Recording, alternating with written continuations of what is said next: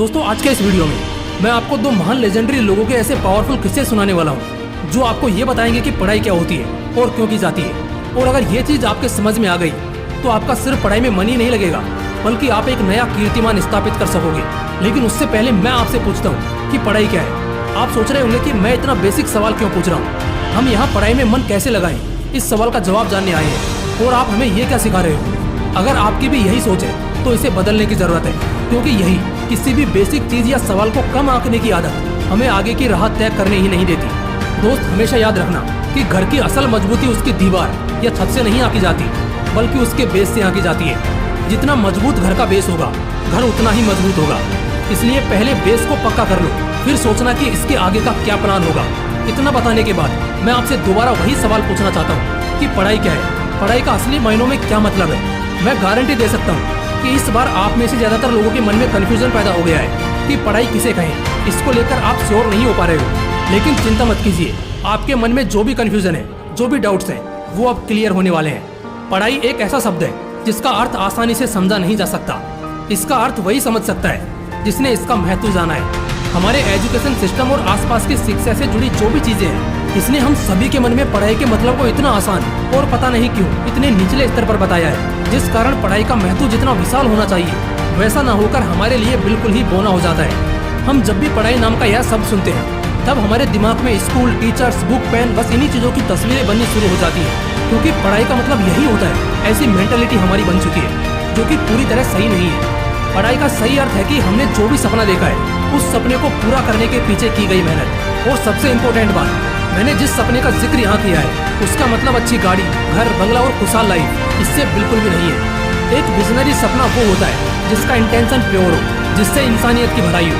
अगर आप ऐसा ही सपना लेकर आगे बढ़ रहे हो तो आप पढ़ाई में अच्छी तरह ध्यान लगा पाओगे। अगर आप गाड़ी, बंगला जैसे चीजों को मन में रख के पढ़ाई करना चाहोगे, आगे बढ़ना चाहोगे, तो आप आगे बढ़ ही नहीं पाओगे, क्योंकि गाड़ी, बंगला जैसी चीजें एक मोह माया है जो हमारे दिल और दिमाग को अपने काबू में रखती है। और जब दिलो दिमाग ही दूसरे के कब्जे में है तो मेरे भाई कहाँ से पढ़ाई में अपना मन लगा पाओगे।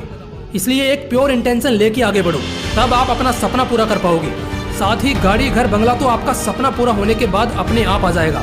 और इसका सबसे बड़ा एग्जाम्पल है दुनिया का सबसे अमीर आदमी एलोन मस्क, जिसे रॉकेट की ABCD भी नहीं पता थी, लेकिन वो एक ऐसा रॉकेट बनाने चला था जो वापस जमीन पर उतर सके। एक ऐसा रॉकेट जिसके बारे में बड़ी बड़ी कंपनियों ने भी नहीं सोचा था, क्योंकि उनको ये इम्पॉसिबल लग रहा था।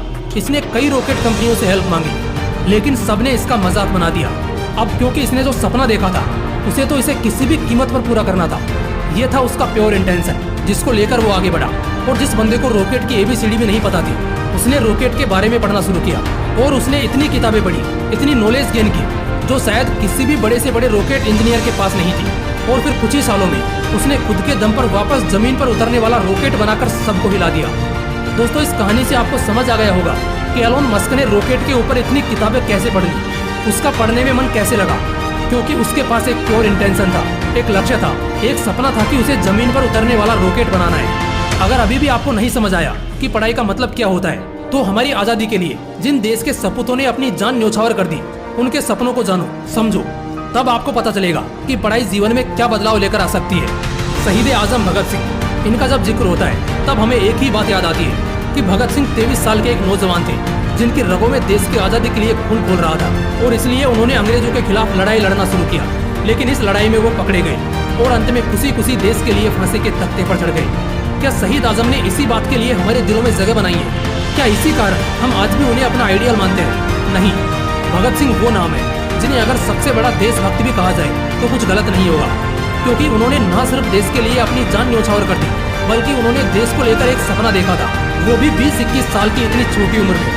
दोस्तों उन्होंने भारत को लेकर जो सपना देखा था ना, वो इतना बड़ा और विजन से भरा था जिसे जानकर शायद आपकी आंखें नम हो जाए। उन्होंने फांसी चूमने से पहले एक किताब लिखी थी जहाँ उन्होंने अपने सपनों के भारत के बारे में लिखा था। उस किताब में उन्होंने लिखा था कि आने वाले 15-16 सालों में भारत आज़ाद हो जाएगा, जो बिल्कुल सही साबित हुआ था। उसके बाद उन्होंने बताया था कि आज़ादी के बाद भी 40-45 सालों तक देश में करप्शन, गरीबी और भुखमरी यह बड़े स्तर पर होती रहेगी। भगत सिंह एक बहुत ही विजनरी शख्सियत थे, इसलिए उन्होंने बताया था कि आज़ादी के 65-70 सालों बाद कुछ ऐसे लोग आएंगे जो देश को विकास की राह पर बड़ी तेजी के साथ ले जाएंगे।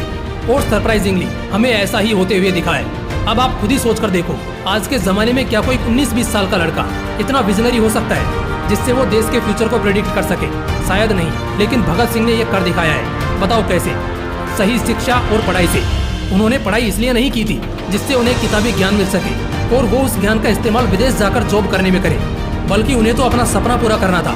पढ़ाई करते वक्त उनका सपना ही उनका मोटिवेशन था और उनका सपना था कि देश जितनी जल्दी हो सके उतनी जल्दी आज़ाद हो।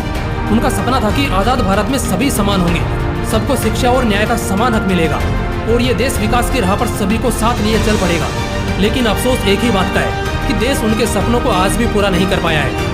शहीद आजम भगत सिंह के सपने को बताकर मुझे यही समझाना था कि अगर अपने सपने के प्रति हमारा इंटेंशन प्योर होगा तो पढ़ाई में तो मन लगा ही पाओगे, लेकिन उस पढ़ाई से जो कुछ तुम हासिल कर पाओगे वो हमारी उम्मीदों से कहीं ज्यादा ही होगा। मैं तो बस आपसे यही कहना चाहूंगा कि 4 लोगों की जिंदगी में बदलाव लाने की भावनाओं को लेकर आगे बढ़ो, फिर चाहे वो तुम्हारे माता पिता हो, फैमिली मेंबर्स हो या समाज में जी रहे कोई दूसरे लोग। बस उन्हें अपना मानो, उनकी जिंदगी को संवारना अपना मोटिवेशन बना लो, फिर देखना आपका पढ़ाई में मन कैसे लगेगा। दोस्तों, कमेंट बॉक्स में आप सभी को बताना है आप किस तरह 4 लोगों की जिंदगी को संवारना चाहते हो। मैं आप सभी के कमेंट्स जरूर पढ़ूंगा।